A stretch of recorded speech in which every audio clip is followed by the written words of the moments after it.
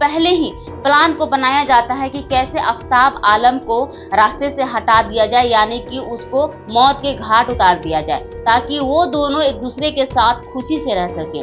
चेहरे की पहचान ना हो, जिसके लिए रोहित बार बार ईंट से आफ्ताब आलम का चेहरा बिगाड़ देता है। नाजनी को एक रॉन्ग नंबर से प्यार हो जाता है क्योंकि उसका पति दुबई में रहता है, लेकिन एक दिन दुबई से नाजनी का पति घर वापस आ जाता है।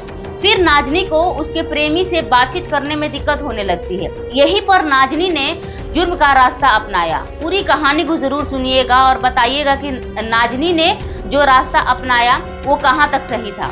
मोतिहारी के रहने वाले आफ्ताब आलम से नाजनी का शादी कराया जाता है। दोनों की शादी काफी धूमधाम से कराई जाती है। दोनों के परिजन काफी खुश होते हैं इस शादी से और नाजनी और आफ्ताब भी इस शादी से बेहद खुश होते हैं। दोनों की 1 साल तक शादीशुदा जिंदगी काफी खुशहाली से चल रही होती है, काफी अच्छे से चल रही होती है। लेकिन 1 साल के बाद आफ्ताब आलम दुबई चल जाता है कमाने के सिलसिले में। नाजनी यहाँ घर पर अकेले पड़ जाती है। आफ्ताब आलम जब भी दुबई जाता था वो 4-5 सालों के बाद 1 या 2 महीने के लिए घर पर वापस आता था। ये सिलसिला 10 सालों तक चलता रहा। आफ्ताब दुबई में रहता था, मोतिहारी में नाजनी रहती थी, घर पर अकेले रहती थी। आफ्ताब 4-5 सालों तक घर वापस आता ही नहीं था। नाजनी काफी अकेले पड़ गई थी जिंदगी में। इसी बीच नाजनी के मोबाइल पर एक रॉन्ग नंबर आता है। नाजनी फोन उठाती है और पूछती है, हेलो कौन? उधर से लड़के की आवाज आती है और वो लड़का बोलता है कि मैं रोहित बोल रहा हूँ। नाजनी बोलती है कि जी बोलिए, आपको क्या काम है मुझसे? रोहित बोलता है कि आपकी आवाज बहुत प्यारी है, आपकी आवाज से मुझे प्यार हो गया है। नाजनी पहले तो कॉल कट कर देती है, लेकिन फिर नाजनी को इंतजार रहता है उस रॉन्ग नंबर का। फिर से रोहित नाजनी के मोबाइल पर कॉल करता है और नाजनी कॉल उठाती है। उसके बाद दोनों के बीच बातचीत होने लगता है। नाजनी भी रोहित के प्रति आकर्षित होने लगती है क्योंकि नाजनी भी अकेली थी कहीं ना कहीं जिंदगी में। शादीशुदा होने के बावजूद भी नाजनी की जिंदगी में एक लड़के के सहारे की जरूरत थी, क्योंकि उसका पति 4-5 सालों तक घर वापस नहीं आता था, विदेश में रहा करता था और नाजनी को एक कंधे की जरूरत थी, एक सहारे की जरूरत थी। नाजनी धीरे धीरे रोहित के प्रति काफी आकर्षित होते गई।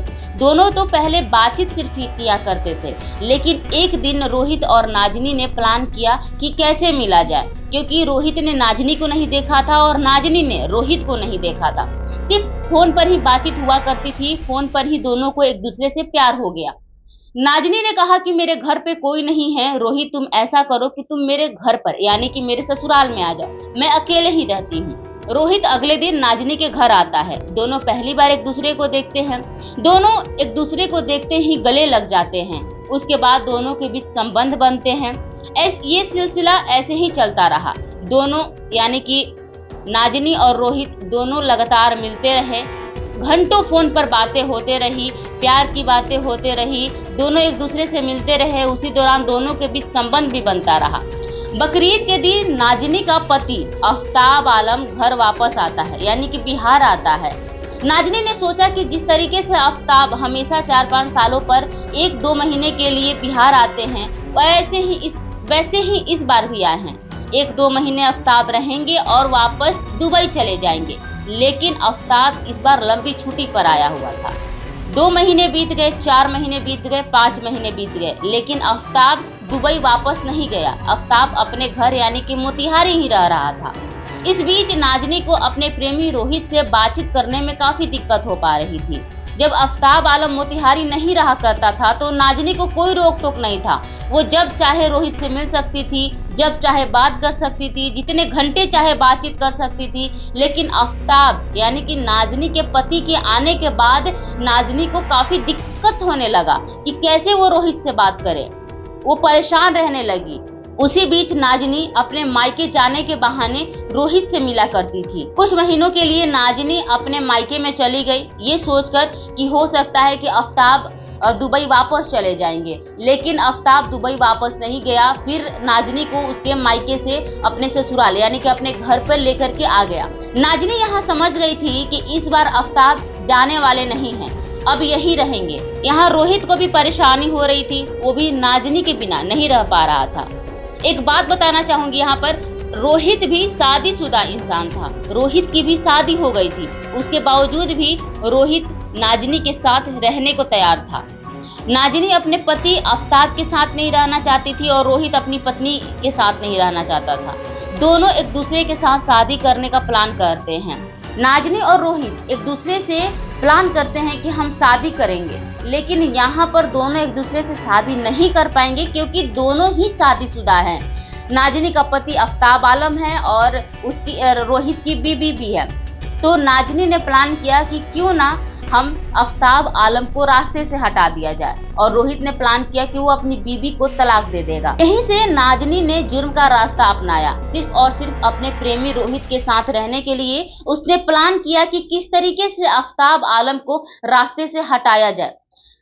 1 महीने पहले ये प्लान को गढ़ा जाता है, 1 महीने पहले ही प्लान को बनाया जाता है कि कैसे आफ्ताब आलम को रास्ते से हटा दिया जाए, यानी कि उसको मौत के घाट उतार दिया जाए, ताकि वो दोनों एक दूसरे के साथ खुशी से रह सके।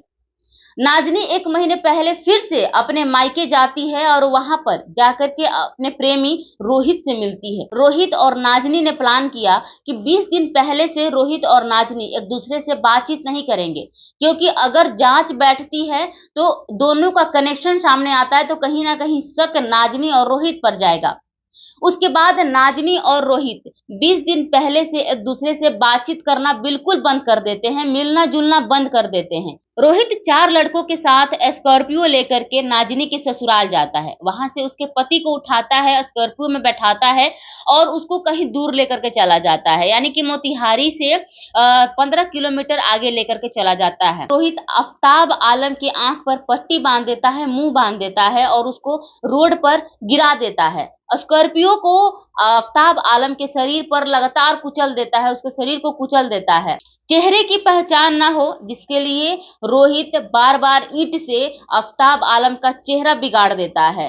चेहरा इस कदर बिगाड़ देता है कि आफ्ताब आलम का चेहरा पहचान में नहीं आ पा रहा था। रोहित और उनके 4 साथी इस घटना को अंजाम दे रहे थे। गांव वालों ने रोहित और उसके साथियों को देख लिया।